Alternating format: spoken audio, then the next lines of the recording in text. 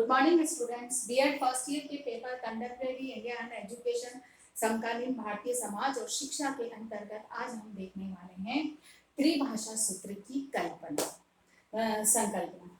क्योंकि त्रिभाषा सूत्र को लेकर एक तरह से कहा जाए कि काफी लंबे समय से इस पर कहा जाए कि सर्वे किए जा रहे थे, क्योंकि भारत की एक भाषा का होना अनिवार्य था। अगर हम संपूर्ण भारत को एकता के सूत्र में बांधना चाहते हैं तो उसके लिए अनिवार्य था कि जो भाषा एक, क्योंकि संप्रेषण का माध्यम भाषा होती है, इसीलिए भाषा एक वह सशक्त साधन है जो कि एक दूसरे के विचारों को आपस में साझा करने, शेयर करने में सहयोग प्रदान करती है। इसीलिए एक ऐसी भाषा हो जो कि किसी भी क्षेत्र का व्यक्ति हो, सबके लिए आपस में बोलना, सुनना, समझना, पढ़ना सरल हो सकता हो। इसीलिए भाषा को लेकर निरंतर रूप से भाषा की जो समस्याएं या बाधाएं जो विवाद उत्पन्न हुए उनको सुलझाने के दृष्टिकोण से समय समय पर प्रयास किए गए, चाहे संवैधानिक दृष्टिकोण से, संविधान हमारे निर्माताओं ने संविधान के माध्यम से, चाहे समय समय पर विभिन्न आयोगों के द्वारा उससे संबंधित सुझाव प्रस्तुत किए गए। अब यहाँ पर हम जो है त्रिभाषा सूत्र की जो संकल्पना है उसके बारे में हम अध्ययन करेंगे कि इसकी संकल्पना किस तरह से की गई। तो यहाँ पर सबसे पहले आता है केंद्रीय शिक्षा सलाहकार समिति। सबसे पहला इसमें आता है, हम जिसके बारे में देखेंगे, केंद्रीय शिक्षा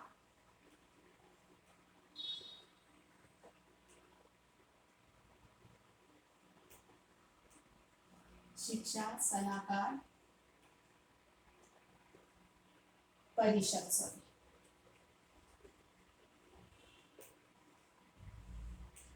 1956, ठीक है ना। सबसे पहले इससे संबंधित एक संकल्पना या एक तरह से कहा जाए कि एक योजना तैयार करके प्रस्तुत की कि किस तरह से त्रिभाषा सूत्र को दिशा दी जानी चाहिए, क्योंकि त्रिभाषा सूत्र का विभिन्न आयोगों ने भी समर्थन किया था या अनुमोदन किया था, चाहे कोठारी आयोग का हो, चाहे माध्यमिक शिक्षा आयोग का हो, इन लोगों ने भी त्रिभाषा सूत्र का अनुमोदन किया था। गांधी जी ने भी, मतलब तो खैर उन्होंने भाषा इस तरह की जो कि सभी के लिए बोलना सरल, सीखना सरल हो। तो यहाँ पर जब ये बात हमारे विभिन्न आयोगों के द्वारा निकल कर आई, पहले भी आई, बाद में भी आई, जैसे ताराकिनी समिति ने भी इससे संबंधित अपने विचार रखे थे भाषा से संबंधित, कि उनका भी कहना यही था कि भाषा मतलब जो संघीय या क्षेत्रीय भाषाओं को बल दिया जाए।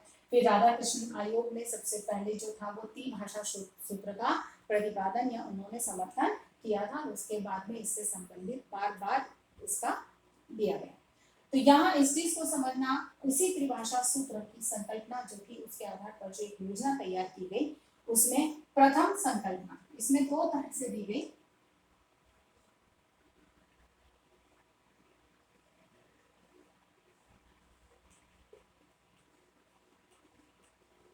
प्रथम संकल्पना इसके अंतर्गत जो इसको भी दो मतलब उसमें तीन भागों में डिवाइड किया गया था, कि यानी कि इसके भी तीन भाग बनाए गए थे। पहला जो था उनका मातृभाषा व क्षेत्रीय भाषा, जो त्रिभाषा सूत्र में नाम, पहला मातृभाषा व क्षेत्रीय भाषा, ठीक है। जो पहली बात थी उसमें वो इनकी जो प्रथम संकल्पना थी उसमें उन्होंने मतलब तीन तरह से इन्होंने अपनी बात को रखा। तो पहले में उन्होंने ये कहा था कि मातृभाषा या क्षेत्रीय भाषा में से कोई एक हो। दूसरा हो मातृभाषा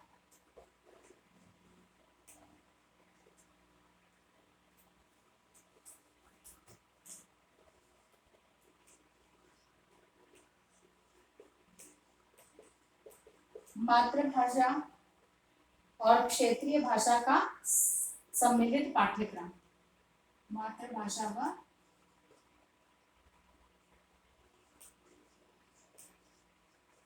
क्षेत्रीय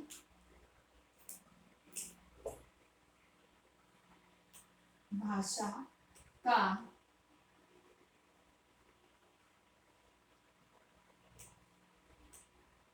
सम्मिलित पाठ्यक्रम। यानी कि इसके अंतर्गत जो ये था कि मातृभाषा और क्षेत्रीय भाषा दोनों को एक सम्मिलित पाठ्यक्रम निर्धारित किया जाए, जिसमें कि मातृभाषा का भी हो अंश हो और क्षेत्रीय भाषा को भी उसके अंतर्गत सम्मिलित किया जाए। तीसरा जो इसके अंदर था वह विचार था कि मातृभाषा और एक शास्त्रीय भाषा का मिश्रित पाठ्यक्रम। मातृभाषा व एक शास्त्रीय भाषा का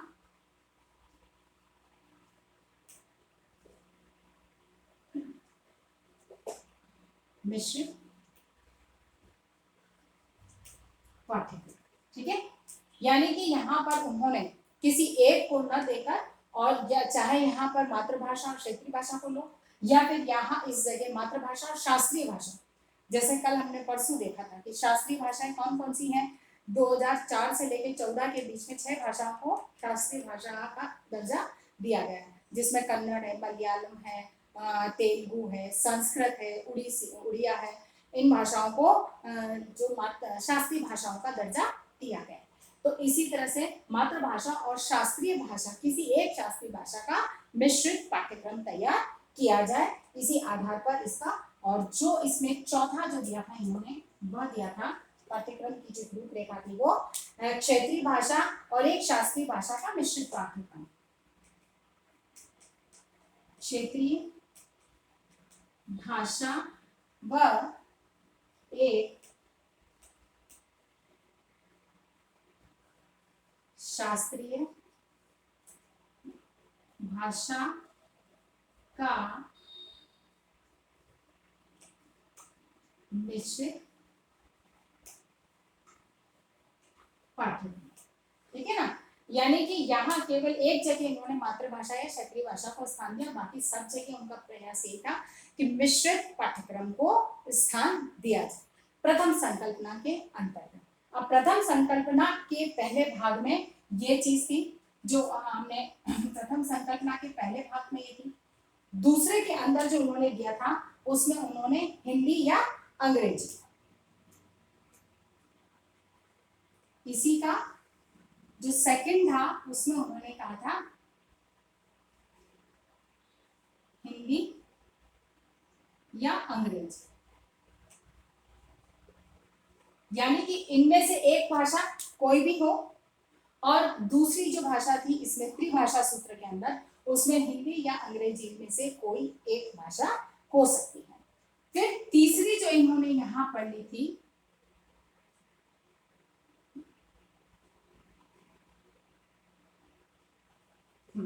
तीसरी जो इन्होंने यहां पर ली थी वह ली थी आधुनिक भारतीय भाषा या एक यूरोपियन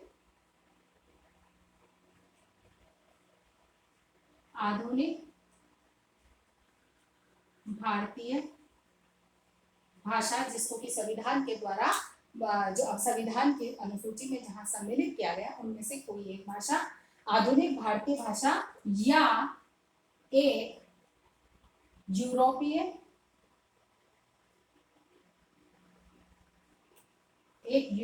भाषा, एक यूरोपीय भाषा जो बिंदु 1 और 2 में सम्मिलित न हो, भाषा जो बिंदु 1 व 2 में सम्मिलित न। ठीक है ना, यहाँ क्या है, बिंदु 1 ये और बिंदु 2 ये, यानी कि एक विदेशी भाषा, मतलब कि आधुनिक भारतीय भाषा, आधुनिक भारतीय भाषा जो कि संविधान में अभी जो नवीन संविधान में जो प्राचीन नहीं है, नवीन भाषा जो कि संविधान में जिनको अनुसूचित किया गया है वे भाषा, या एक यूरोपियन भाषा जो कि बिंदु 1 यहाँ पर या बिंदु 2, क्योंकि यहाँ जैसे विदेशी भाषा अंग्रेजी, इसके अतिरिक्त कोई एक भाषा, अंग्रेजी नहीं हो सकती, इसके अतिरिक्त कोई एक भाषा। अच्छा, यहाँ शास्त्रीय भाषा है, तो इस आधार पर कि जो या तो एक आधुनिक भारतीय भाषा हो या फिर एक कोई यूरोपीय भाषा हो जो कि ऊपर दिए गए किसी भी उसमें सुझावित नहीं की गई है, वो एक भाषा। यानी कि इस तरह से उन्होंने पहली संकल्पना के अंदर ये तीन भाषाओं को उन्होंने स्थान दिया था। दूसरे के अंदर जो था उन्होंने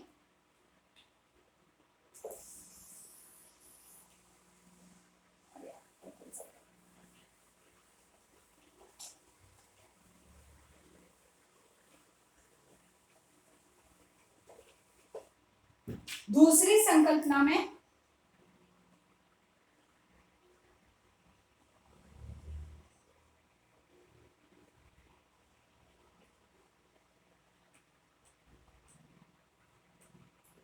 द्वितीय संकल्पना के अंदर उन्होंने निम्न आधार पर जो भाषाओं को दिया था, पहला था इसमें प्रथम सूत्र के समान,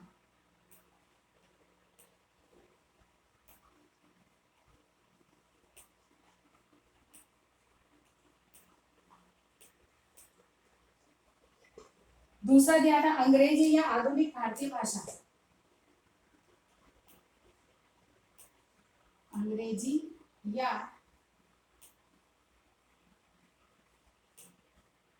आधुनिक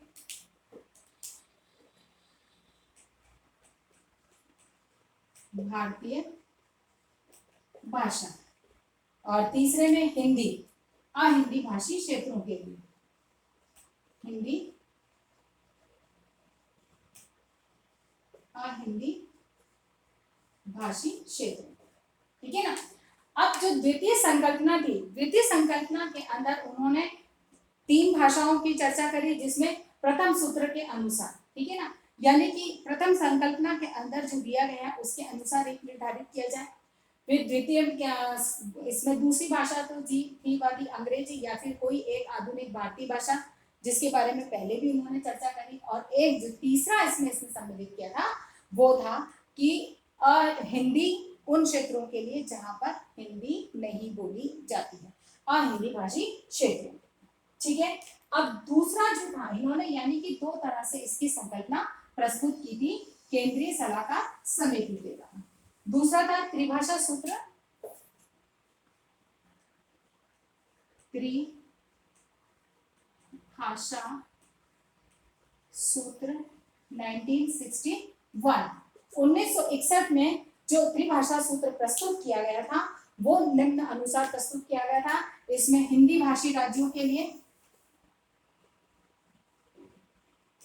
हिंदी भाषी राज्यों के लिए था, है ना, उसमें हिंदी मातृभाषा, हिंदी मातृभाषा, कोई अन्य भारतीय भाषा, ए में ये, बी में कोई भारतीय भाषा, है ना, कोई अन्य भारतीय भाषा से,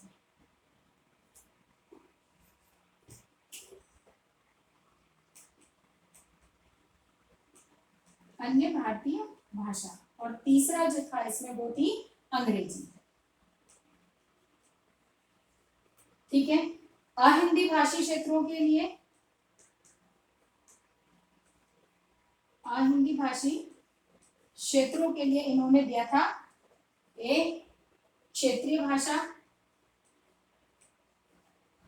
क्षेत्रीय भाषा जिसे उन्होंने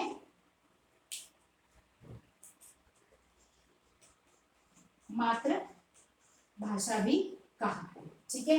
फिर बाद में बी में हिंदी और सी में अंग्रेजी, यानी कि त्रिभाषा सूत्र 1961 में जो प्रतिपादित किया गया था, जिसमें दिया गया था, उसके अंदर ये दो तरह के दिए गए, हिंदी भाषी क्षेत्र और अहिंदी भाषी क्षेत्र, दोनों के लिए अलग अलग संकल्पना प्रस्तुत की थी, पर था त्रिभाषा सूत्र की था, जिसमें हिंदी भाषी क्षेत्रों के लिए हिंदी या मातृभाषा, वही बात हो गई कि हिंदी चूंकि वहां की मातृभाषा है, तो एक तो वह एक कोई अन्य भारतीय भाषा, कोई भी एक अन्य भारतीय भाषा का चुनाव यहाँ पर किया जा सकता है, स्वतंत्र है। और तीसरी भाषा अंग्रेजी। अब कोई अन्य भारतीय भाषा के अंदर शास्त्रीय भाषा भी आ सकती है। जैसे हम हमारे यहाँ देखते हैं तो हिंदी हम पढ़ते ही हैं, हमारी मातृभाषा है। अन्य भारतीय भाषा के अंतर्गत हमारा संस्कृत चलता है और अंग्रेजी हमारे अनिवार्य है। तो इस तरह से ये तीन भाषा। अहिंदी भाषी क्षेत्रों के लिए पहला तो क्षेत्रीय भाषा या मातृभाषा।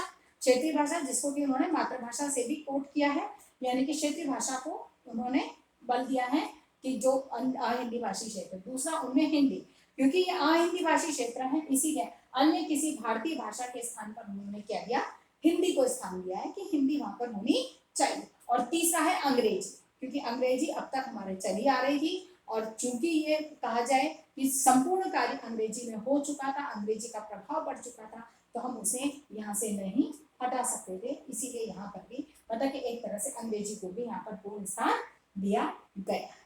उसके बाद में पुनः संशोधित जो कहा जाए कि त्रिभाषा सूत्र में पुनः संशोधन समय समय पर किए गए। 61 के बाद में कोठारी आयोग ने भी उसने प्रस्तुत किया, 1986 की शिक्षा नीति में भी आया।